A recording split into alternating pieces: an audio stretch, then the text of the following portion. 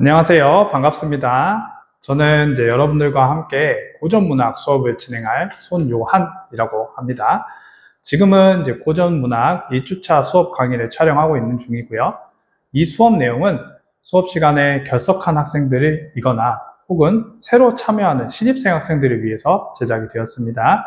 그래서 천천히 잘 듣고 여러분들 교재에 이 수업한 내용들 잘 필기해가지고 다음 시간에 가지고 오시면 되겠습니다. 그래서 오늘 함께 배워볼 내용은 뭐냐면요. 고전문학 파트가 되겠습니다.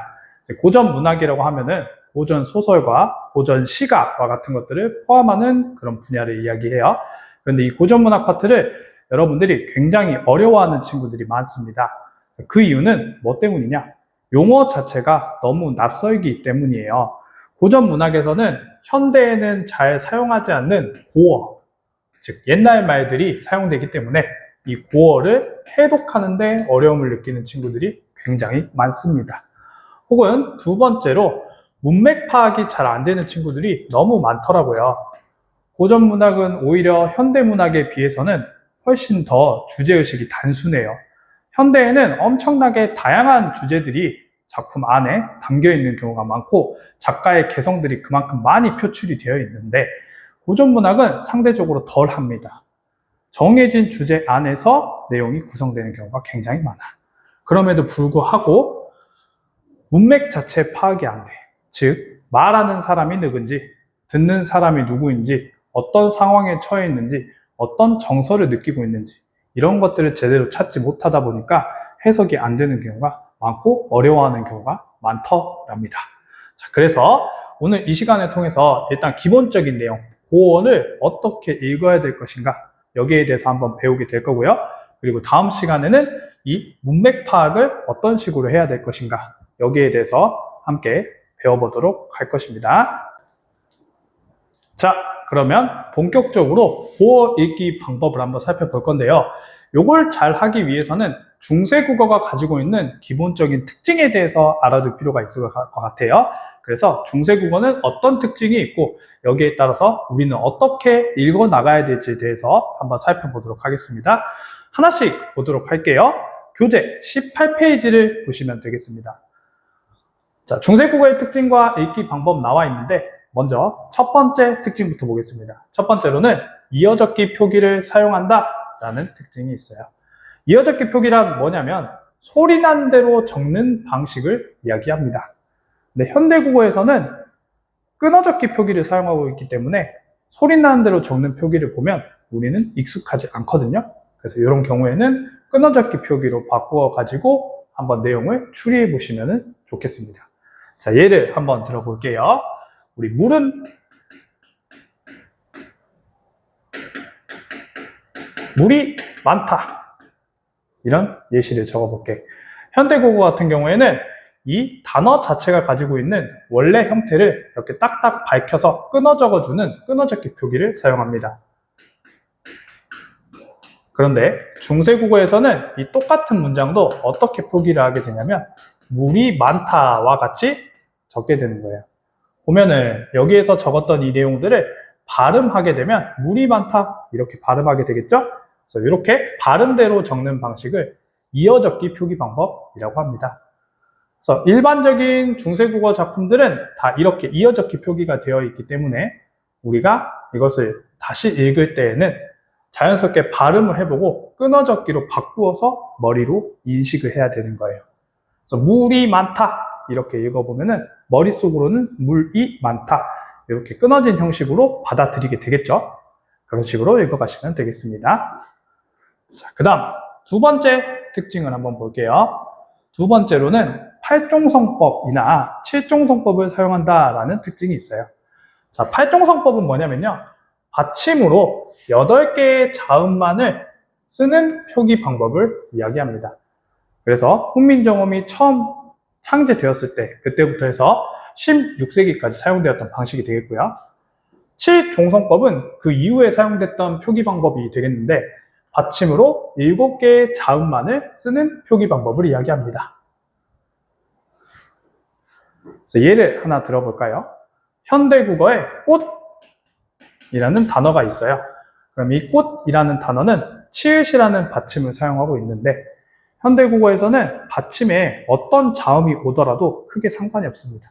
기역, 니은, 디귿, 리을, 미음, 비읍, 시옷, 이응, 지읒, 치, 키읔, 티읕, 피읒, 히읗 모든 자음이 받침 글자로 사용될 수가 있어요. 하지만 중세국어 때는 이것 중에서 7개의 받침만 사용할 수 있다 그랬잖아. 그러니까 이 꽃에 만약에 팔종성법이 적용된다면 치읓이 디귿처럼 표기가 되었을 거예요. 그래서 꽃 이런 식으로 적어졌을 거고요. 이 상황에서 혹시 칠종성법이 적용이 된다면 기역, 니은, 리을, 미음, 비읍, 시옷, 이응 7개의 자음 중에서 하나를 써야 되기 때문에 얘는 꽃과 같이 시옷으로 표기가 되었을 겁니다. 그래서 사실 중요한 거는 이 팔종성법, 칠종성법이 뭔지를 아는 게 중요한 게 아니고요. 이거를 해석하는 게 중요해요. 그래서 이렇게 디귿이라던가 시옷과 같은 자음들이 이제 받침으로 오는 경우가 있어요.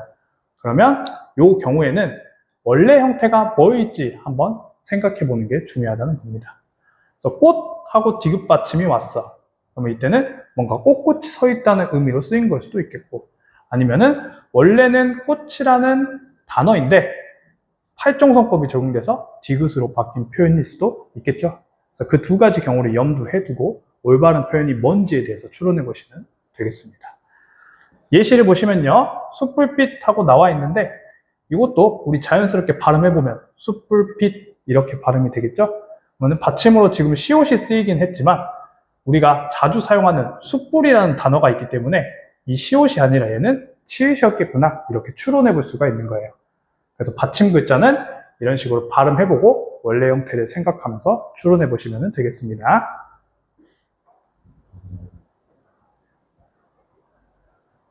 자, 그 다음 넘어가 보도록 할게요. 이제 세 번째 특징이 있는데요. 세 번째는 현대국어에서는 사용되지 않는 사라진 음운들이 있다는 특징이 있습니다.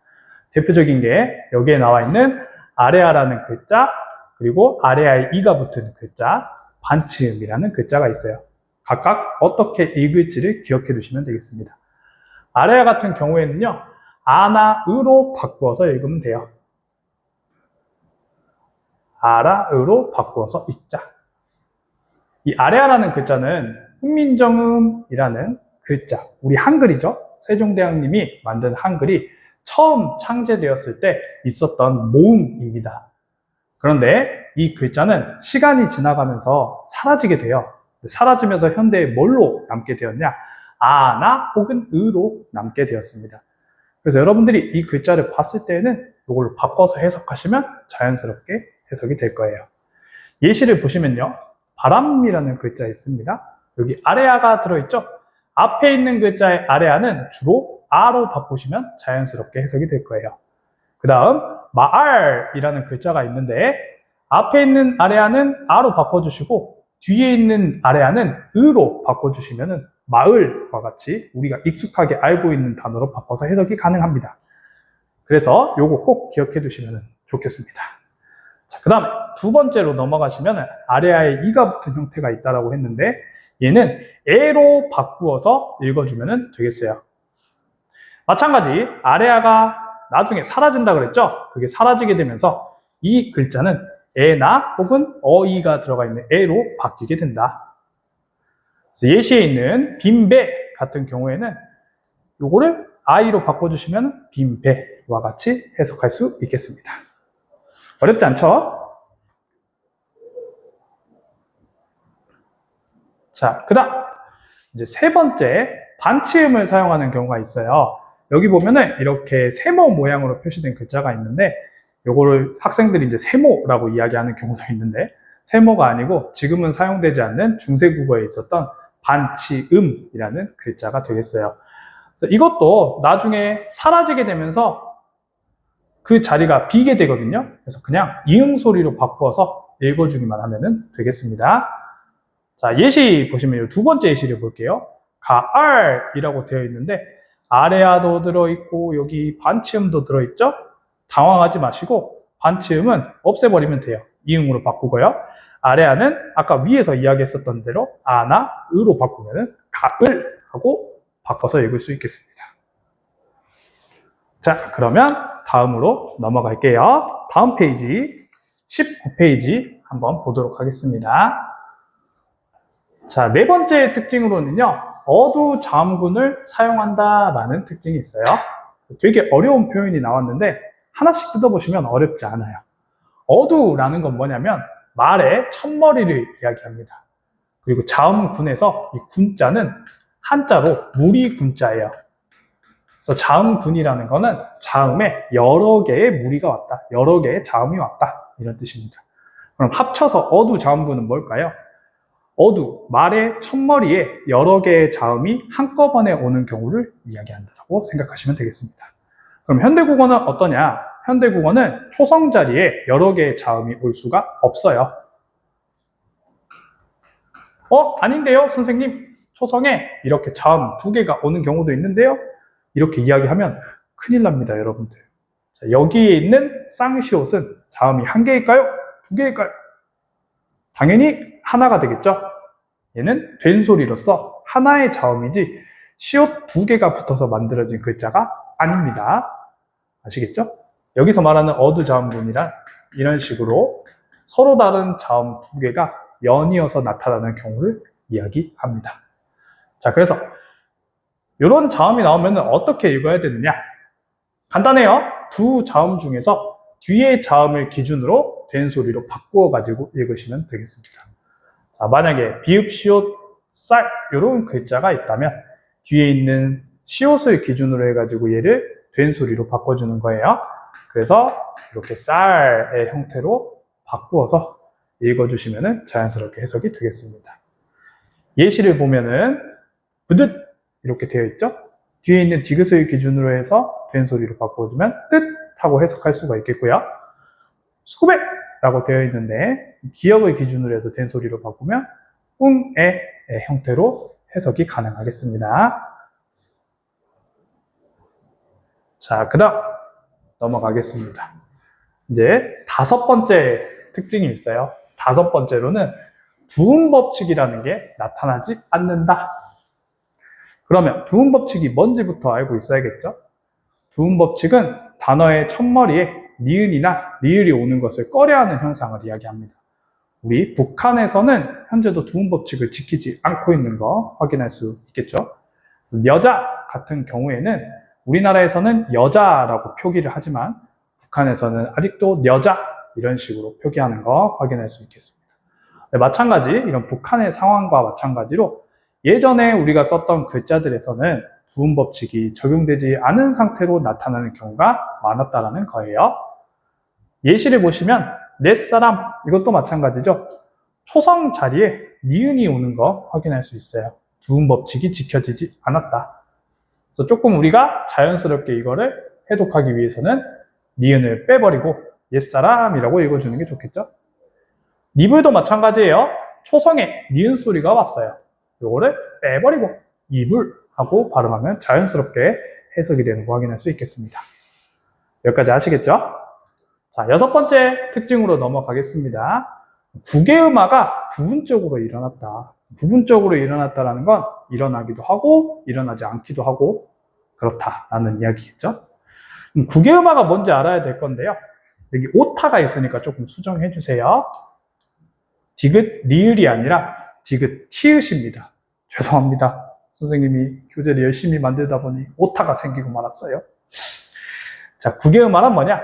디귿 티읕이 이나 반모 미를 만났을 때 지읒이나 치읒으로 바뀌는 그런 현상을 이야기합니다.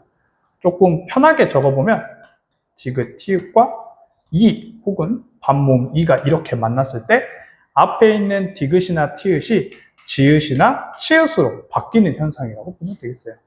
그런데 현대국어에서는 이것들이 잘 적용이 되는데 중세국어 때는 적용이 안 된 어휘들이 있기 때문에 이걸 우리가 적용시켜서 읽어주시면 좋겠다라는 이야기입니다. 예시를 한번 봐볼게요. 어띠하야 이렇게 되어 있는데 디귿과 이가 지금 만나고 있어요. 그럼 원래 이 디귿은 지읒으로 바뀌어서 발음이 되어야 되는데 여기서는 구개음화가 일어나지 않은 형태로 지금 표기가 되었습니다. 그래서 우리가 해석할 때는 디귿을 지읒으로 좀 바꿔서 자연스럽게 어찌하여 이렇게 읽어주시면 되겠죠? 그리고 사실 뭐 국외음화가 너무 어려워서 뭔지 모르겠다 하더라도 그냥 자연스럽게 발음하면서 읽어보면은 이 단어 정도의 의미는 파악할 수 있을 것 같아요. 어찌하야, 어찌하야 이렇게 읽을 수 있잖아요. 자, 그리고 밑에 천디도 마찬가지입니다. 자, 디귿과 이가 만났고요. 여기는 티읕과 반모음 이가 만났어요. 자, 이 경우에도 앞에 있는 글자나 뒤에 있는 글자를 치읓과 이로 이렇게 바꿔주시면 천지, 하늘과 땅이라는 의미로 해독이 가능하겠습니다. 자, 그래서 이렇게 디귿 글자가 이모음과 만났을 때는 국외음화를 적용해서 해석을 해보자라는 것을 기억하시면 좋겠고요. 밑으로 좀 내려가겠습니다. 이제 7번, 8번 볼게요. 7번에서는 원순 모음화가 부분적으로 일어났다라고 돼 있어요. 그럼 부분적이라는 건 일어나기도 하고 일어나지 않기도 했다라는 말이겠죠? 원순 모음화는 이런 거예요. 잘못 적었네. 물, 불, 풀 이런 글자들이 있는데 이게 현대로 오게 되면서 물, 불, 풀로 발음하게 된다. 여기에 있는 미음과 비읍, 피읍은 입술에서 나는 소리라고 해서 순음, 입술 소리라고 이야기를 합니다. 그런데 이 입술 소리가 으와 만나게 되면요. 으의 성질을 변화시키게 되는 거예요. 원래 으는 입술이 평평하게 발음되는 소리거든요. 으 하면 입술이 평평하잖아. 그런데 이 미음이나 비읍이나 피읍을 만나게 되면서 입술이 둥근 소리로 바뀌게 됩니다. 그래서 으가 우하고 둥근 입술 소리로 바뀌게 된다. 그래서 이런 것들을 원순 모음화라고 하는데 중세국어 때는 이게 잘 일어나지 않은 경우가 있었다는 거예요. 그럼 우리는 해석할 때는 어떻게 해석하면 될까요? 미음, 비읍, 피읍이랑 으가 만난 글자가 있으면 요거 우로 바꿔서 해석해 주시면 되겠죠. 예시를 보시면 스물인데요. 미음에 밑에 으가 달려있네요. 그러니까 이것도 스물로 바꾸어서 읽어주시면 되겠습니다. 사실 이것도 마찬가지. 자연스럽게 읽으면은 스물이라고 했을 때 숫자 20을 가리키는 표현이구나 이런 거 우리가 캐치할 수 있잖아요. 자연스럽게 읽어보면은 고전 문학은 해석이 대부분 될 거예요. 자, 더불어도 마찬가지. 더불어와 같이 읽어주시면 되겠고 풀도 풀처럼 바꿔서 적용해서 읽으면 좋겠습니다. 자, 거의 다 왔네요. 이제 마지막 8번 보겠습니다. 시옷, 지읒, 치읓 아래에 붙는 의는 이로 바꾸어 읽는 경우가 많습니다. 그래서 여러분들이 이것도 마찬가지 기억하시면 되겠죠? 시옷, 지읒, 치읓이랑 의가 만나게 되면은 이 의를 이로 바꾸어 가지고 읽어주자. 예시를 보면요. 진대라고 되어 있어요. 예전에는 진대라는 말, 질척한 곳이라는 뜻을 가진 어휘인데 예전에는 이 표현으로 그대로 쓰였겠지? 근데 현대로 오면서 진을 발음하는 게 조금 까다롭고 어려웠었던 거야. 그래서 이게 진의 형태로 이 모음으로 바뀌게 되더라는 겁니다. 그래서 이렇게 시옷, 지읒, 치읓 아래에 붙는 은은 이로 바꿔 있는 경우가 많이 나타나기 때문에 이런 표현들을 보면 우리도 바꾸어서 해석하면 좋겠다. 이렇게 이야기할 수 있겠습니다. 자, 여기까지 8가지 국어 읽는 법 및 중세국어의 특징에 대해서 한번 살펴봤어요. 그래서 오른쪽 넘어가시면 20페이지에 지금까지 공부했었던 내용을 한눈에 볼 수 있게 정리를 해 두었습니다. 이 표에 있는 내용은 여러분들이 두고두고 기억해두고 암기해야 될 내용들이거든요. 반드시 정리 한번 해놨으니까 기억해 두시고 여러 번 복습해 두시고 꼭 암기하셨으면 좋겠습니다. 자, 일단 파트 1 여기까지 마무리할게요. 자, 다음으로는 필수 고전 어휘에 대해서 한번 학습하도록 하겠습니다. 여러분, 필수라는 말의 뜻은 뭐죠? 반드시! 라는 뜻이죠. 반드시 암기해야 되는 요소들이 되겠어요. 여러분들한테 암기하란 말 너무나 가혹하고 하기 싫고 괴로운 말인지 알지만 여기에 있는 어휘들을 정확하게 알고 있어야 앞으로 고전 문학을 공부하는데 여러분들이 큰 덕을 볼 수가 있습니다. 그러니까 꼭 여기에 있는 내용들은 반드시 암기하시면 좋겠습니다. 자, 그럼 한번 살펴볼게요. 첫 번째로는 조사와 어미에 대해서 보도록 하겠습니다. 라와라는 조사가 있어요. 자, 요거는 보다라는 의미를 가지고 있고요. 주로 리을 받침으로 끝나는 체언, 명사나 대명사나 수사를 체언이라고 하죠. 이 체언 뒤에 붙는 표현이 되겠습니다. 그래서 예문을 보시면 널라와 이렇게 돼 있잖아. 그래서 너라는 말 뒤에 라와, 뭐뭐보다라는 말이 붙어 있는 거예요. 그래서 너보다, 씨름, 한은 많다는 뜻이에요. 씨름이 많은 나도 자고 일어나서 운다. 이런 식으로 해석할 수가 있겠습니다. 그래서 라와는 보다라는 의미라는 거 기억하겠습니다. 다음 두 번째, A 커니와 B라는 표현이 있어요. A는 커녕 B, 혹은 A는 물론이고 B 이렇게 해석이 됩니다. 그래서 커녕이라는 말은요, 앞에 있는 말을 부정하는 표현이에요.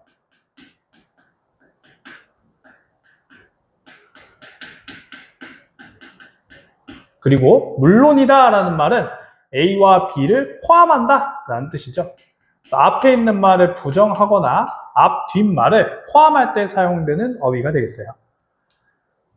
예문을 보시면요, 각신님 다리야커니와 이렇게 돼 있죠. 그럼 다른커녕으로 해석이 될 거고요.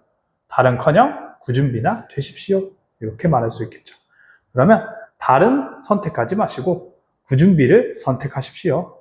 이런 식으로 앞에 있는 말을 부정하고 뒤에 있는 것을 선택하라는 의미가 되겠습니다. 자, 세 번째, 하라는 어휘가 있어요. 이거는 체언을 높여주는 조사인데요. 부를 때 사용되는 조사이기 때문에 혹격 조사라고 부릅니다. 그런데 아무나 부를 때 사용하는 조사가 아니고요. 높임의 대상을 부를 때 사용되는 표현이에요. 그래서 예문에 달하 이렇게 적어져 있는데 이걸 그냥 달아라고 부르는 표현으로만 단순하게 해석하시면 안 되고 높임으로 바꿔줘야 돼. 그래서 달아를 높이면 어떻게 표현될까요? 달림이시여 이렇게 높여줄 수가 있겠죠. 그래서 해석할 때도 달림이시여라고 바꿔준 거 확인할 수 있겠습니다. 자, 다음 곰 있어요. 곰은 앞에 있는 말의 뜻을 강조하는 조사예요. 그래서 이거 해석할 때는 앞에 붙은 말을 곱하기 2 해서 2배로 바꿔서 해석한다. 이렇게 기억하면 좋겠습니다. 예문을 보겠습니다. 달아, 높이 곰 도다샤 라고 되어 있죠. 그래서 곰 앞에 높이라는 어휘가 왔어요. 끊어읽기로 바꿔보면은 높이라는 뜻이 되겠죠. 근데 뒤에 곰이 붙었으니까 이때 어떻게 해야 된다? 곱하기 2에서 해석해 주는 거예요. 그래서 해석 보시면 달림이시여, 높이 높이 도드시여 이런 식으로 높이를 2번 반복해 준 거 확인할 수 있겠습니다. 자, 그래서 곰은 이런 식으로 접근하면 되겠습니다.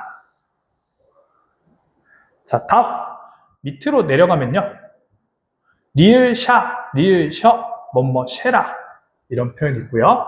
여기 뭐뭐 쉐라 있는데 여기 좀 오타가 있어서 이거 고쳐주셔야 되겠습니다.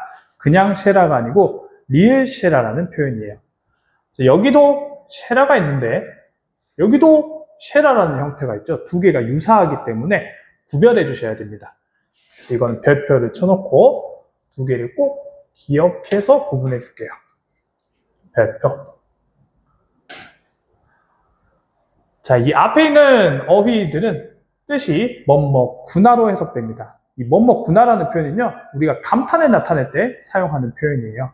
이렇게 감탄을 나타낼 때 사용하는 표현을 영탄적 어조라고 하죠. 영탄적 어조를 드러낸다. 그래서 예문을 보시면 옷 같은 얼굴이 반이나마 늙었쉐라 이렇게 되어 있죠. 해석할 때는 늙었구나 정도로 해석하면 되겠고, 현재 상황에 대해서 탄식하고 있네요. 늙어가지고 너무 안타깝다라는 뜻이 되겠습니다. 반면에 여기에 있는 쉐라의 리을이 붙은 형태는요, 구나와는 완전 다른 의미예요. 여기에서 유추할 수도 없는 특별한 의미죠. 뭐뭐 할까봐 두렵다라는 뜻을 가지고 있어요. 우리가 일상 속에서 쓰지도 않는 말이고요.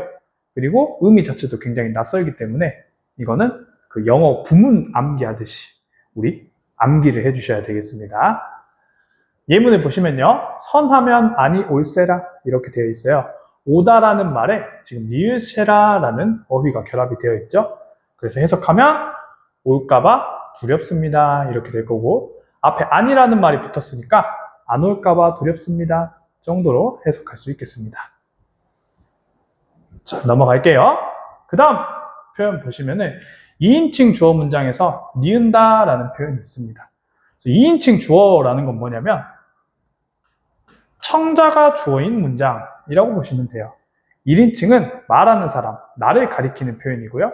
2인칭은 듣는 사람, 청자를 가리키는 표현입니다.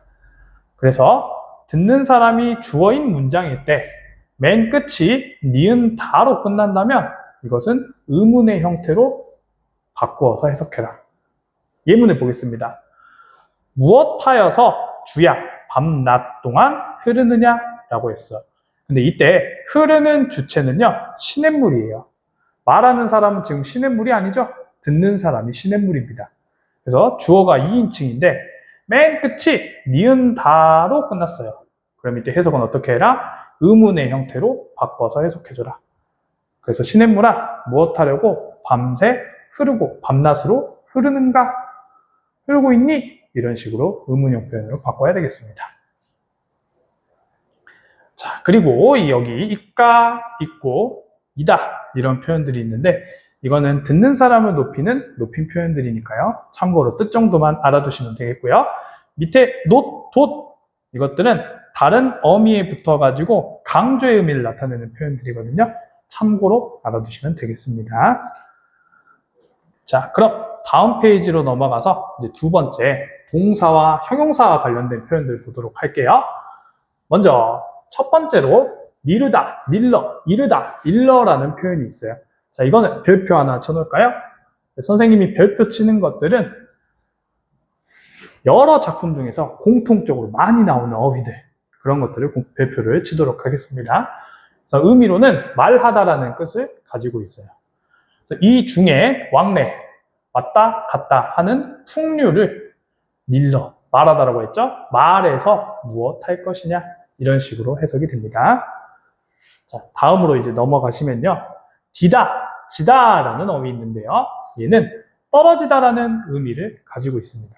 그러니까 떨어진다라는 거는 주로 어떤 액체가 위에서 똑똑 떨어지는 그런 것과 관련이 있겠죠. 그래서 주어가 액체일 때 사용이 된다. 예문을 보시면요. 청강의 비 듣는 소리 이렇게 되어 있어요. 자, 여기 있는 듣다가 여기 있는 디다랑 비슷하게 생겼죠? 네, 떨어진다라는 뜻입니다. 비가 떨어지는 소리. 기, 그것이 무엇이 무엇간데 무엇이 우스워서 이런 식으로 해석이 가능합니다. 자, 다음 밑으로 넘어가시면 어머 잘못 넘겼네. 삼기다라는 표현이 있어요. 삼기다. 자, 이것도 굉장히 자주 나오는 어휘니까 별표 쳐놓겠습니다. 생기다, 태어나다, 만들다라는 세 가지 의미 가지고 있는데요. 이 세 가지 의미 다 잘 쓰이기 때문에 다 기억을 해둬야 됩니다. 예문을 보시면 이 몸 삼기실제 이렇게 되어 있죠. 이 몸이 태어날 때 혹은 생겨날 때 이런 식의 의미로 주로 해석이 됩니다. 자, 다음 쉬어지다, 쉬어지다 라는 표현이 있어요. 쉬어지다네요. 쉬어지다, 쉬어지다. 사라지다, 죽다라는 뜻으로 해석이 됩니다. 예문 차라리 쉬어져서 죽어서 범나비가 되겠다 이렇게 말하고 있어요. 그러니까 현실에서 임과 만나지 못하니까 그럴 바에는 죽어서 나비가 되어서 님과 만나겠다라는 그런 내용을 다루고 있거든요.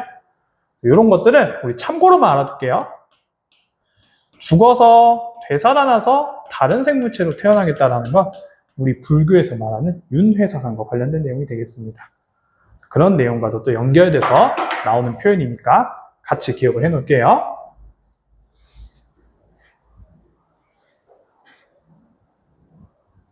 좋습니다. 자, 어휘 공부 상당히 지루할 수 있을 텐데 잘 듣고 있나 모르겠어요. 조금만 더 힘내가지고 화이팅 해주시면 좋겠습니다. 자, 다음 여희다라는 표현이 있어요. 자, 이것도 굉장히 자주 나오는 표현이고요. 중요한 어휘입니다. 헤어지다라는 뜻이고요. 여기 오타가 있는데 고쳐주세요. 잃다라는 의미입니다. 잃다.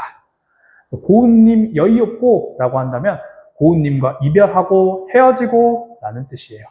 그러면 이 헤어지다라는 말은 굉장히 중요하겠지. 왜? 화자의 어떤 상황, 그 시 안에서 화자가 처해 있는 상황을 나타내주는 어휘이기 때문에 여러분들은 반드시 기억을 해주셔야 되는 어휘예요. 자, 다음 오른쪽에 개우다라는 어휘 있는데요. 얘는 못 이기다라는 뜻으로 쓰입니다. 자, 그리고 여기 밑으로 넘어가시면 얘다, 내다, 녀다, 니다 있어요. 자, 요것도 잘 나오니까 별표 쳐놓을게요.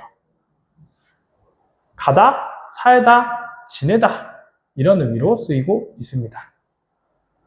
예문을 보시면 저 물이 거슬러 흐르고자 한다면 나도 울어내리라, 가리라 이렇게 해석되겠죠. 물이 거슬러 흘러 올라가면은 나도 울면서 떠날 수 있을 거래요. 근데 좀 이상하지 않아? 물이 거슬러 올라가는 게 가능할까? 물은 위에서 아래로 흘러내리는 게 정상인데 아래에서 위로 거슬러 올라가는 것은 불가능한 상황인 거잖아요. 근데 그런 불가능한 상황이 일어났을 때에 나는 울면서 떠나갈 것이다. 그러면 떠나고 싶다는 거, 안 떠나고 싶다는 거, 안 떠나고 싶다는 걸 표현하는 그런 구절이 되겠네요. 그치? 그리고 여기에 있는 니다 같은 경우에는 다른 식으로 나타나기도 하는데 뭐 논이노라 혹은 운이노라 이런 표현으로 쓰이기도 합니다. 그래서 논이노라에서 논은 놀다라는 뜻이고요. 니는 가다라는 뜻이에요. 합치면 뭐겠어? 놀면서 간다 이런 의미가 되겠고요. 운이노라에서 운은 울다는 뜻이고 니는 가다는 뜻이니까 울면서 간다 이렇게 활용해서 해석도 가능하겠습니다. 참고로 알아둘게요. 자, 그 다음 어휘 하다가 있고요. 여기는 아래에 들어간 하다가 있는데 이 두 가지는 함께 기억을 해주십시오. 먼저 이 하다는요, 현대국어에서 쓰이는 하다와는 달라요. 현대국어에서 하다는 무엇을 하다, 플레이하다 이런 의미를 가지고 있잖아. 근데 고어, 중세국어에서 쓰이는 하다는 많다라는 의미를 가지고 있습니다. 그래서 예문에서 널 나와 씨름한 할 때 이 한 있죠. 이게 많다는 뜻이야. 씨름만 나도 자고 일어나서 운다. 이렇게 해석이 될 거고요. 반면에 이 아래아가 들어간 하다 같은 경우에는 현대에 쓰이는 무엇을 하다. 동사의 의미를 가지고 있는 그 하다의 의미가 이렇게 아래아가 쓰여지는 형태로 나타나고 있습니다. 아마도 이 님의 지위로 살똥 말똥, 살 듯 말 듯 하다 이때 쓰인 표현이 되겠네요.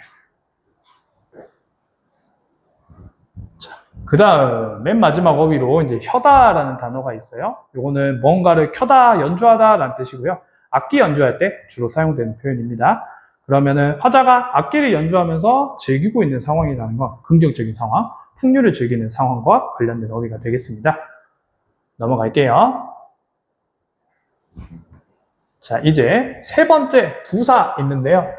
부사에 있는 어휘들도 다 중요한데 여기서는 두 가지 정도만 체크하고 갈게요. 첫 번째 맨 위에 나와 있는 고쳐라는 단어 이거 한번 보도록 하겠습니다. 이거 해석할 때는 다시 또 바꾸어서 해석하시면 되겠어요. 우리가 지금 현대에서 알고 있는 무엇을 고치다 그런 의미가 아니고 다시 하다 라는 뜻으로 해석하자. 그래서 주렴을 고쳐놓고 주렴은 우리 구슬을 꿰어 만든 발을 이야기하는데 이걸 고쳐 걷는다라는 건 고장나서 고치다는 게 아니라 다시 걷는다 이런 의미가 되겠습니다. 자, 그리고 이 밑으로 쭉 내려가시면은 이제 하마라는 어휘 있을 거예요. 이것도 굉장히 많이 나오는데 이미 혹은 벌써라는 뜻을 가지고 있습니다. 그래서 해석하시면요, 님이 나를 하마 벌써 잊으셨습니까? 이런 식으로 해석돼요. 자, 할 수 있겠죠?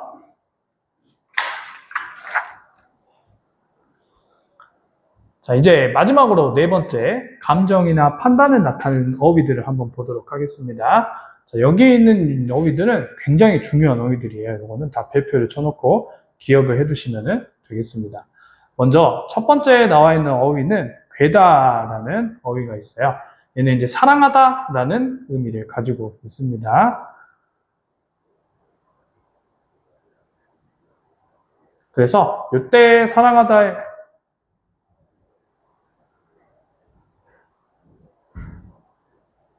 사랑하다라는 의미를 가지고 있는 어휘가 되겠습니다.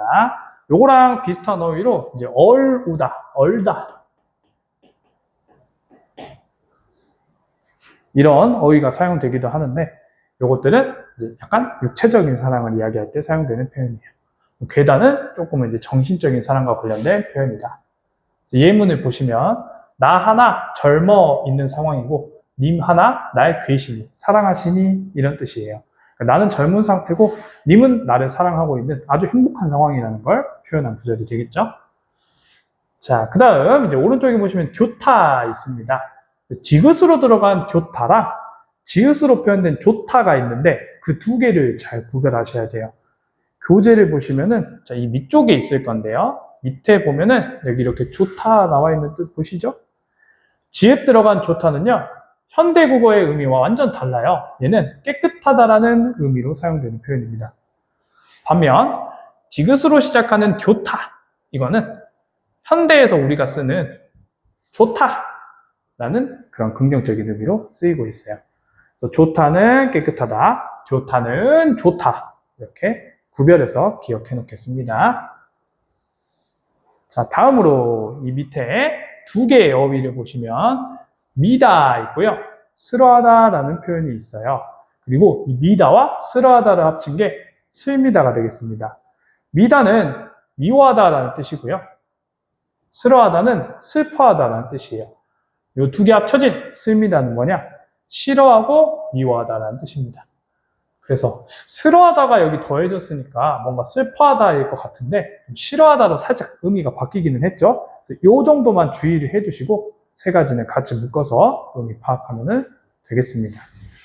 자, 그 다음 여기 어리다 있는데 이것도 또 주의해야 할 어휘예요. 지금 우리가 알고 있는 어리다의 의미는 나이가 어리다라는 의미를 가지고 있어요. 근데 과거에 이 어리다는 어리석다라는 의미로 쓰였었습니다. 형태는 지금 그대로 고정되어 있지만 의미만 어리석다에서 나이가 어리다로 바뀌게 된 거예요. 이런 거 우리 중세국어에서 의미의 이동이다 이렇게 표현하기도 하거든요. 그런 거 기억해 두시고요. 어여쁘다도 마찬가지입니다. 현대에서의 어여쁘다의 의미는 예쁘다라는 뜻을 가지고 있는데 과거 이제 중세국어에서는 가엾다, 불쌍하다라는 의미를 가지고 있다. 그래서 형태는 그대로이지만 불쌍하다라는 의미에서 얼굴이나 외모가 예쁘다라는 의미로 의미가 이동했구나 이렇게 생각하면 좋겠습니다. 자, 다음으로 오른쪽 밑에는 외다라는 표현이 있는데요. 얘는 그르다, 잘못되다라는 뜻을 가지고 있어요. 예문을 보시면 슬프거나 즐거우나 옳다 하나 외다 하나 이렇게 돼 있죠. 이거 해석할 때 그르다 하나 잘못되었다 하나 이런 식으로 바꿔주시면 자연스럽게 해석이 되겠습니다.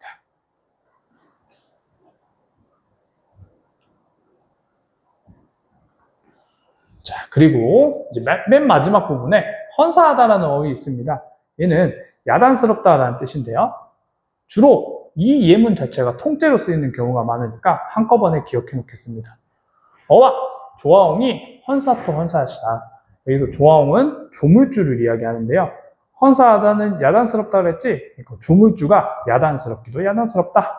해석 자체는 이렇게 됩니다. 그럼 얘는 이제 언제 쓰는 표현이냐면 주로 아름다운 자연을 보면서 감탄하는 그런 내용을 다룰 때 많이 사용이 돼요. 자연의 모습이 너무 완벽하고 아름다우니까 그걸 만든 신이 정말 야단스럽게 느껴지는 거예요. 얼마나 이 자연을 예쁘게 만들고 싶었으면 이렇게 만들어 놨을까? 라고 생각을 한 거죠. 그래서 그런 신의 모습을 야단스럽다라고 표현을 한 부분입니다. 그다음 마지막 이제 해움, 해다, 해하다 라는 어휘가 있어요. 이거는 생각하다, 헤아리다 라는 의미로 사용이 됩니다. 주로 근데 조금 부정적인 슬픔이나 근심을 나타낼 때 사용되는 어휘들이에요. 그래서 긴 한숨, 뒤는 떨어지는 눈물에 속절없이 햄만 많다. 스팸이 많다라는 그런 뜻은 아니겠죠? 생각만 너무 많다. 근심, 걱정만 많다. 이런 의미가 되겠습니다. 자, 여기까지 한번 쫙 필수 어휘에 대해서 살펴봤습니다. 너무 힘드셨을 텐데 고생 많으셨습니다. 자, 여러분들 잘 따라오고 있습니까? 이제 세 번째 파트로 빈출 주제 어휘에 대해서 한번 살펴보겠습니다. 고전 시가에 나타나는 주제들은요, 좀 단순한 경우가 많습니다. 여기에 적어놓은 세 가지 주제 안에서 대부분의 내용이 나타난다고 보시면 돼요. 무조건 그렇다라는 건 당연히 아니지만요. 대부분의 작품들이 이 세 주제의 범주 안에 포함이 되어 있습니다. 그래서 자연에 대한 내용을 다루거나 유교적 가치에 대한 내용을 다루거나 남녀 간의 사랑의 문제를 다룬 작품들이 많다.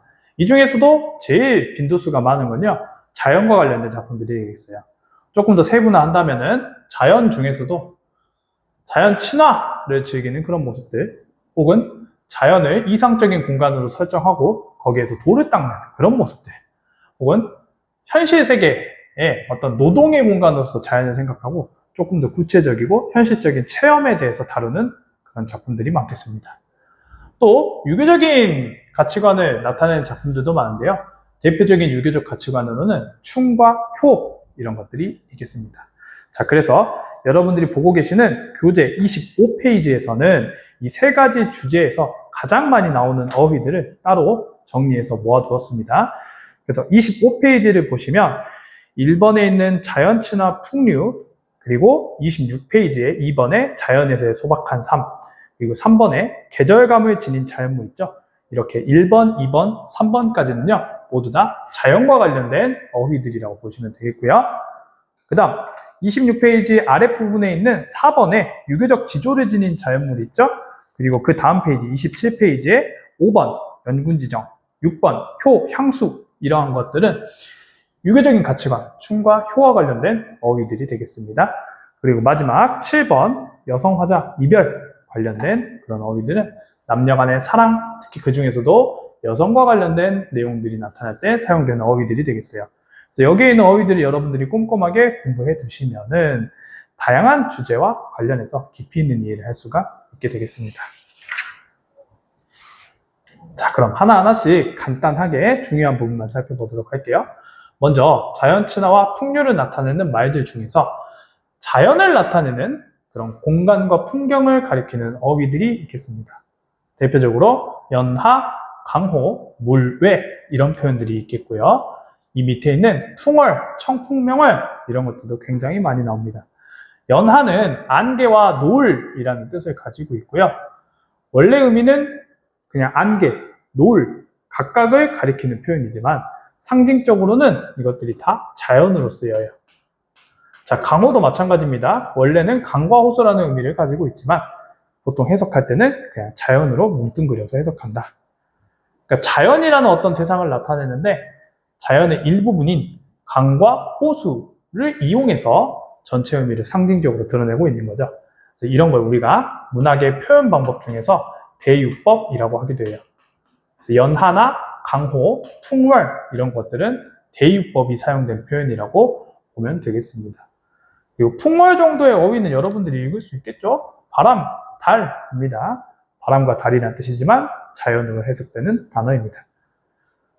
그 다음 오른쪽에는 이제 자연과 대비되는 세속적인 가치를 나타내는 어휘들이 있는데 이거는 별표 하나 쳐놓겠습니다. 시험에 굉장히 많이 나오는 출제 요소 중에 하나라고 말할 수가 있겠죠? 속세와 그리고 자연, 이 둘을 대비하는 요소들 반드시 기억하셔야 돼요. 자, 이 중에서 삼공과 만승은요, 둘 다 높은 벼슬을 의미합니다. 삼공은 삼정승들을 가리키는 표현인데 영의정, 좌의정, 우의정, 이 세 사람을 삼정승이라고 하죠. 삼정의라고 했네. 삼정승이라고 하죠. 그래서 굉장한 높은 벼슬을 이야기하고요. 만승은 만자루의 수레라는 뜻이야. 만개의 수레를 가질 수 있는, 만자루라고 하니까 어색하네요. 만개라고 할게요. 만개의 수레를 가질 수 있는 능력이 있는 사람입니다. 그럼 그런 사람 누구일까요? 중국의 황제가 되겠어요. 천자도 황제라고 생각하시면 되겠습니다. 그래서 둘 다 굉장히 높은 벼슬을 의미한다. 이렇게 기억하시고요.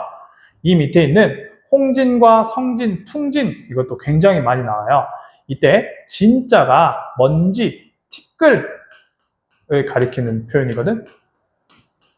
그래서 홍지는 붉은 먼지, 성지는 비린내 나는 먼지, 풍지는 바람에 날리는 티끌, 먼지가 되겠습니다.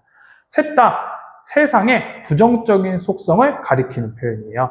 이 세상이 가지고 있는 더러움, 때, 먼지, 이런 것들을 상징적으로 나타내는 게 홍진, 성진, 풍진이 되겠습니다. 혹은 이런 것들과 관련해서 진세라는 표현이 나오기도 하는데 이때 진도 먼지나 티끌을 가리켜요. 그러니까 먼지가 가득한 세상, 이런 의미라고 보면 되겠죠. 자, 밑에 어휘들 추가로 보시면 인간, 인세. 인간, 그냥 사람 자체를 가리키는 게 아니라 사람이 사는 세상을 가리키는 표현이다. 인세, 인간, 세상 이렇게 생각하면 되겠죠. 자, 그럼 여기까지 설명했고요. 한번 지우고 다음으로 넘어가겠습니다.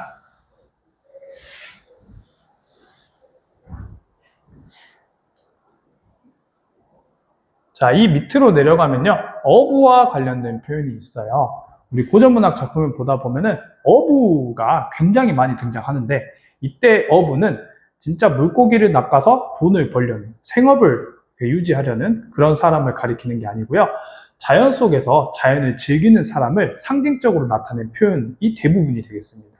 그래서 어부라는 인물이 작품 속에 등장하게 되면은 이게 실제 살기 위해서, 먹고 살기 위해서 물고기를 잡는 어부인지 아니면은 그냥 자연을 즐기는 어떤 태도를 나타내는 어부인지 이거를 항상 먼저 구분해서 확인해 주세요.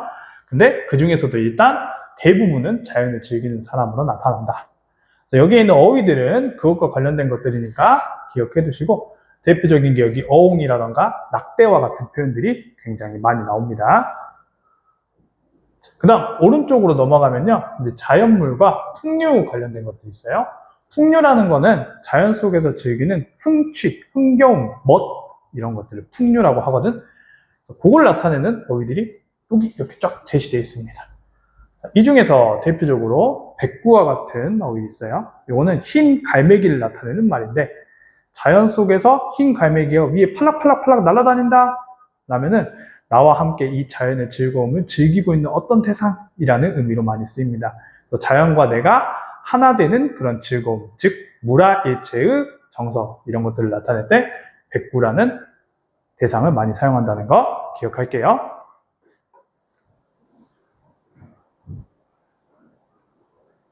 자, 그리고 밑에 보면 자연 친화의 삶과 경지, 소박한 삶의 태도를 나타내는 어휘들도 쭉 제시가 되어 있습니다.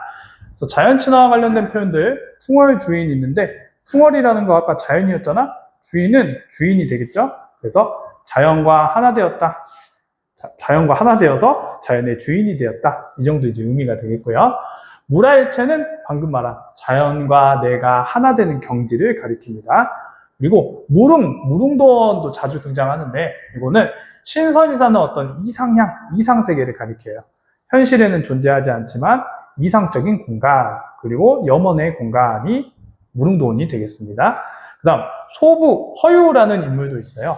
이것들은 중국 고사에 나오는 인물인데요. 두 사람의 이름이 각각 소부와 허유입니다. 그래서 허유는 뭐 한 사람이냐면은 이제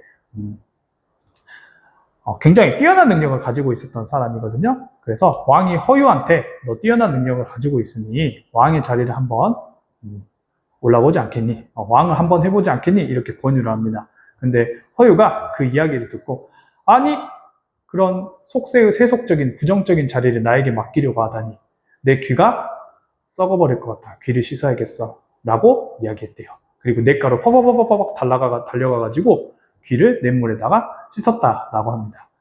그러면 소부는 뭐 한 사람이냐?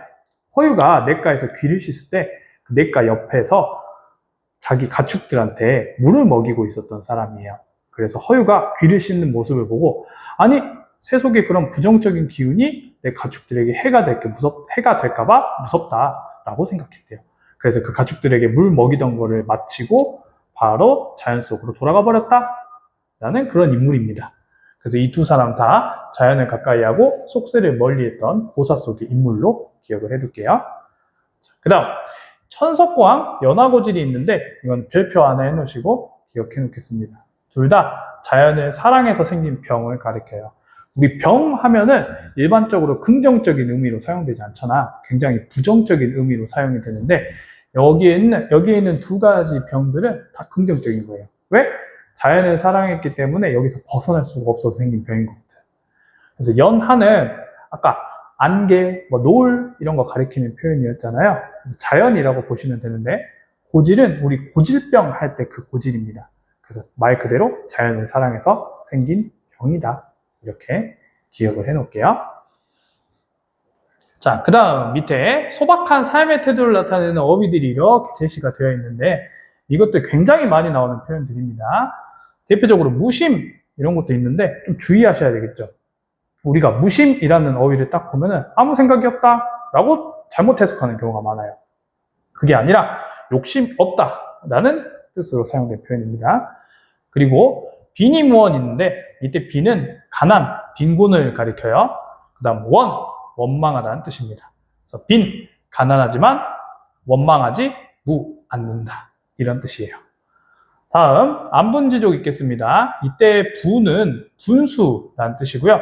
족은 만족한다라는 뜻이에요. 그래서 분수에 만족하면서 편안하게 사는 삶이다 라고 해서 안분지족이라고 합니다. 다음 안빈낙도도 마찬가지. 빈, 가난이고요. 낙, 즐겁다. 도를 추구한다. 합치면 가난하지만 즐겁게 도를 닦으면서 편안하게 살겠다. 이 정도의 의미. 안빈일념도 마찬가지겠죠? 가난하지만 이걸 편안히 여기면서 살겠다라는 의미를 가지고 있어요. 이런 것들은 모두 다 소박한 삶의 태도를 나타내고요. 시험에서 매우 자주 등장하는 어휘들이니까 필수로 알아두셔야 되겠습니다. 그 다음 26페이지로 넘어가면은 자연에서의 소박한 삶을 나타내는 시어들이 있어요. 자연에서의 어떤 삶을 나타낼 때 대표적으로 사용되는 어떤 배경이나 공간이 초가집이 되겠거든. 그래서 이 초가집을 나타내는 표현들이 굉장히 다양합니다. 이 중에서 첫 번째 요거는 좀 기억해 놓을까요? 띠집, 모첨, 초려, 삼간, 초막 모두 다 초가집을 이야기합니다. 그 중에 초려 삼간이라는 건 삼간이 3칸이라는 이야기거든요. 초가집 3칸. 그러니까 막 10칸짜리 막 큰 그런 집이 아니라 소박하게 살 수 있는 어떤 공간을 나타낼 때 초려삼간이라는 표현을 쓰는구나. 그리고 마지막 시비 이거 중요합니다. 이거 별표 하나 해놓으세요. 시비는 초가집의 문을 가리키는 표현인데요. 주로 화자가 작품 속에서 머무는 이 초가집이라는 공간은 자연과 가까운 공간이고 소박한 삶의 공간입니다. 그런데 이 시비를 나가서 자연 밖으로 나가게 되면요. 세상이라는 부정적 공간으로 나아가게 되는 거거든. 그래서 만약에 작품 속에서 시비를 열지 말아라 라는 그런 표현이 나온다면 어떤 의미로 우리가 생각해야 돼? 세상 밖으로 나가고 싶지 않다. 자연 속에서 소박하게만 살고 싶다 정도의 의미로 보셔야 돼요. 그래서 이때의 시비는 초가집의 문이면서도 세상과 소통하는 통로다. 이렇게 같이 기억해 놓겠습니다. 자, 그리고 이제 오른쪽에 소박한 어떤 의식주를 나타내는 표현들이 있는데요. 박주산채, 단사표음, 단표노항이 있어요. 이것들 모두 다 변변치 못한 어떤 음식들 혹은 한 잔의 물 이런 것들을 나타내는 표현들입니다. 참고로 기억해 놓을게요. 그 다음 3번 이제 계절감을 지닌 다양한 자연물들이 있는데 여기 있는 것들도 별표 쳐놓고 필수어휘니까 공부를 해두셔야 되겠습니다. 우리 시험 문제를 풀다 보면요. 계절적 배경에 대해서 묻는 문제들도 굉장히 많고요. 혹은 표현상의 특징 안에서 계절의 변화가 나타나는지 혹은 계절과 관련된 시어가 나타나는지 이런 것들을 묻는 경우가 많아요. 그런 문제를 잘 풀려면은 계절과 관련된 어휘들을 여러분들이 잘 알고 계셔야 한다. 그래서 봄과 관련된 어휘들 보시면 대표적으로 꽃 있겠죠? 봄에 피는 꽃들 이화, 행화, 도화, 구견화 이런 것들이 있겠습니다. 자, 그 중에서 이화 같은 경우에는 흰색이에요, 흰색. 아주 하얀 꽃이거든. 백색의 이미지를 가지고 있는 색채 이미지가 있는 시어이다. 이렇게 알아두시면 좋겠고요. 도화는 복숭아꽃이라고 하는데 얘는 앞에 있었던 무릉도원이라는 공간과 같이 나오는 경우가 많아요. 무릉도원 고사에서 복숭아꽃이라는 소재가 함께 등장하기 때문에 어떤 이상향에 대해서 이야기할 때 복숭아꽃과 무릉도원을 함께 연결시키는 경우가 많습니다. 그래서 참고로 알아둘게요. 자, 그 다음 이 밑에 보시면 동풍이나 춘풍이라는 표현도 있는데 이것들은 다 봄바람을 나타내는 표현입니다. 다음 여름으로 넘어갈게요. 여름을 대표하는 단어들은 녹음, 부용 이게 대표적인 단어예요.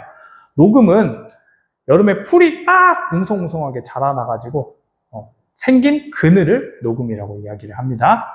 그리고 부용은 연꽃이에요. 여러분들 연꽃을 봤는지는 모르겠지만 여름에 피는 꽃이 되겠습니다. 자, 다음 이제 가을과 관련된 시어를 보시면요. 가을에는 대표적인 시어 설이 있겠죠. 설이 밑줄 하나 해 놓으시고요. 그리고 기러기와 실술도 밑줄 쳐놓고 기억해 놓겠습니다. 기러기는 가을 철새니까 기러기가 등장했다는 건 계절적 배경 가을이겠구나 이렇게 생각하면 되고요. 실솔은 이제 귀뚜라미인데요. 가을은 일반적으로 고독하고 쓸쓸한 이미지를 가지고 있는 그런 계절이잖아.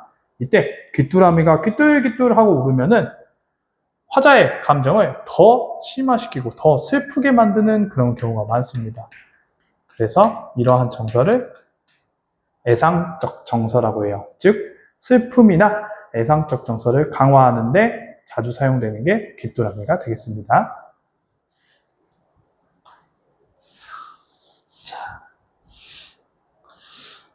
그 다음에 이제 겨울과 관련된 시어 대표적으로는 이제 백설과 같은 것들이 있어요.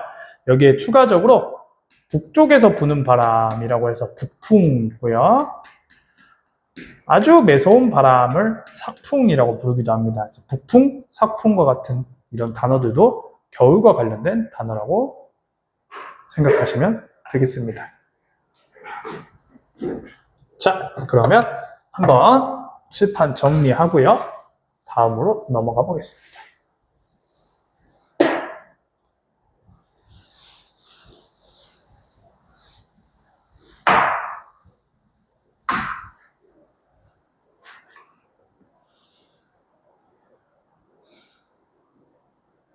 자, 그 다음으로 볼 거는요, 유교적인 지조를 지닌 자연물들이에요. 이것들을 사군자라고 하기도 하거든. 여기서 지조라는 거는 어떤 굳센 의지를 가지고 변치 않는 마음을 가지고 있을 때 그런 것들을 지조라고 합니다. 굳센 마음으로 변치 않는 마음을 꿋꿋하게 지켜내는 모습이다. 이렇게 기억할게요. 그래서 매화, 난초, 국화, 대나무 이것들은 모두 다 지조를 나타낸다. 간단합니다. 여기서 난초를 제외하고요. 매화나 국화나 대나무는 어떤 공통점이 있냐면 아주 추운 겨울이나 혹은 서리가 내리는 그런 추운 가을 같은 때에 꽃을 피워낸다라는 특징이 있습니다. 그러니까 시련과 고난이 있음에도 불구하고 꿋꿋하게 자신의 어떤 가치를 피워내는 대상들이잖아요. 그런 모습에서 지조나 절개라는 가치를 이끌어내는 거고요. 여기에 있는 난초 같은 경우에는 그것과는 별개로 난초의 향기가 굉장히 은은하고 기품 있고 품격이 있대요. 그래서 그렇게 은은하고 기품 있고 품격 있는 모습이 선비의 모습과 유사하다라고 해서 난초를 선비에 빗대서 유곡군자라고 표현하기도 합니다. 이 대상들은 모두 다 유교적 가치, 지조, 절개와 관련 있는 대상들이다. 이렇게 기억할게요. 자, 그 다음 이제 5번째로 연군지정, 우군지정 관련된 단어들이 있는데 여기서 연군지정은요, 임금에 대한 그리움을 나타내는 표현입니다. 임금님에 대한 그리움. 우국지정은 나라에 대한 걱정, 근심이에요.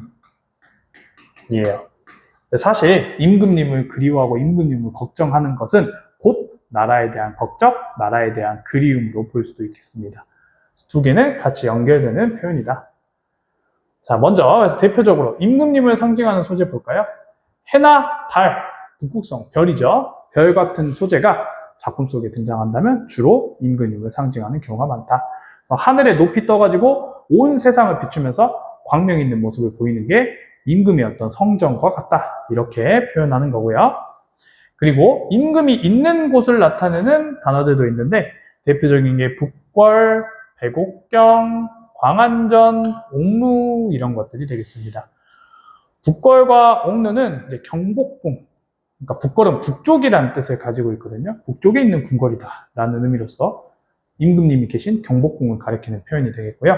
옥루는 옥으로 만든 누각이에요. 이렇게 고급스러운 누각에 살 수 있는 사람은 누구겠어? 임금님이겠죠? 그래서 옥루도 임금님이 있는 곳을 가리킨다. 백옥경, 광안전 이런 어휘들은 원래는 천상계의 인물, 옥황상제가 사는 공간을 가리킵니다. 그런데 주로 작품에서 해석할 때는 그 옥황상제가 사는 공간과 같은 어떤 옥황상제가 머물고 있는 그 공간, 임금님이 머무는 곳에 빗대어서 비유적으로 표현하는 경우가 많아요. 그래서 그 경우에는 여기도 임금이 있는 곳으로 볼 수가 있겠습니다. 자, 그 다음 오른쪽에 이제 충성을 나타내는 표현들, 그리고 신하로서의 어떤 충신을 나타내는 표현들이 있어요. 여기 있는 것들도 참고로 알아두시면 좋겠습니다. 이 위에 있는 것들은 설명했으니까 굳이 더 덧붙일 필요 없을 것 같고요. 밑에 있는 나라나 신하를 의미하는 표현들은 여러분들이 읽어보셔도 충분히 이해할 수 있을 것 같으니까 넘어가도록 하겠습니다. 자, 그리고 6번에 이제 효나 향수, 여기서 향수는 그리움이라는 뜻이거든요. 그리움을 나타내는 표현들이 있는데 지금은 사자성어 정도만 좀 정리가 되어 있잖아요. 사자성어 좀 공부한 친구들은 이 정도는 이제 의미를 알 수 있을 테니까 읽어보시면 충분히 파악이 될 것 같아서 넘어가도록 하고요. 마지막으로 밑에 7번에 여성 화자, 이별과 관련된 내용 보겠습니다. 크게 세 가지로 섹션을 구분해 놨어요. 여성의 공간, 외모, 화장, 이별, 사랑을 나타내는 표현들이 있는데요. 이 중에서 여성의 공간을 나타내는 표현들 조금 알아놓겠습니다. 대표적인 표현이 주방과 내방이 있어요. 이 두 가지 표현 다 여인이 머물고 있는 거처라는 뜻을 가지고 있어요. 그 다음에 사창, 여기 창은 창문이거든요. 여인이 머무는 공간의 창가입니다. 그리고 휘장은 장막인데요. 장막은 커튼 정도라고 생각하면 돼. 여인이 머물고 있는 그런 안방에 어떤 커튼이 쳐져 있을 때 그걸 장막이라고 부른다. 그러면 어떤 작품 안에서 나는 임과 이별한 상황이야. 그래서 이렇게 표현하는 거죠. 휘장이 비어있다. 아, 슬퍼라. 그럼 이건 무슨 말일까? 휘장이 비어있다라는 건 내가 머물고 있는 방에 아무도 없다는 뜻이에요. 그 아무도 없는 이유는 뭐겠어? 이미 없기 때문인 거죠. 그래서 이미 이별한 상황에서 느끼는 슬픔을 휘장이 비어있다라고 표현하기도 합니다. 자, 그 다음 이제 오른쪽에 보시면은 외모나 화장을 나타내는 말이 있는데 대표적으로 홍한 하나 기억해 놓을게요. 붉은 얼굴이라는 뜻인데 붉은 얼굴을 가진 사람 여인으로 보십시오. 남자로 보시면 안 됩니다. 자, 그리고 밑으로 내려가서 마지막 이별이나 사랑을 나타내는 표현들이 있는데요. 여기에서 이 두 번째 거 좀 기억해 놓을까요? 강 혹은 천심녹수. 천심녹수라는 건 아주 깊은 푸른 강을 이야기해요. 혹은 은하수, 약수, 고개, 산, 구름, 안개 이런 것들이 있는데 얘네들은 다 일반적인 자연물들이에요. 근데 또 어떤 의미를 갖느냐면 임과 헤어진 상황, 이런 특수한 상황에서는 여기에 있는 자연물들이 어떤 장애물로서의 역할을 한다. 그러니까 님을 만나러 가고 싶은데 그걸 막는 장애물의 역할을 하는 것들이 여기에 있는 표현들이 되겠습니다. 그래서 이건 좀 주의하셔야 돼요. 뭐 고개, 산, 구름, 안개가 나왔다고 무조건 장애물이다! 이렇게 생각하라는 게 아니고 상황에 따라서 장애물이 될 수도 있다 정도로 기억하시면 좋겠습니다. 특히 약수 하나 알아두세요. 중국의 고사 속에 나오는 강 이름이거든요. 얘는 부력이 너무 낮아가지고 깃털만 올려놔도 그 강에 깃털도 다 가라앉아 버린대요. 그러면 배는 절대 지나갈 수가 없는 거겠죠? 그래서 지날 수 없는 어떤 강, 불가능한 강 이런 의미로 쓰입니다. 그래서 님과 나 사이에 약수가 깔려 있다라고 한다면은 절대로 그 강물을 지날 수 없다. 님과 내가 만날 수가 없다. 이런 의미로 쓰이겠죠? 네, 좋습니다. 나머지 시어들은 여러분들이 이제 꼼꼼히 공부하시면 되겠고요. 매 시험 학원에서는 매 시험이 아니라 매 시간 학원에서는 이것과 관련해서 암기 테스트를 볼 거기 때문에 여러분들이 꾸준히 계속 반복해서 복습하시면 좋겠습니다. 자, 그러면 여기까지 수업 진행하고 마무리하도록 하겠습니다. 정말 힘들었을 텐데 듣느라고 고생 많으셨어요.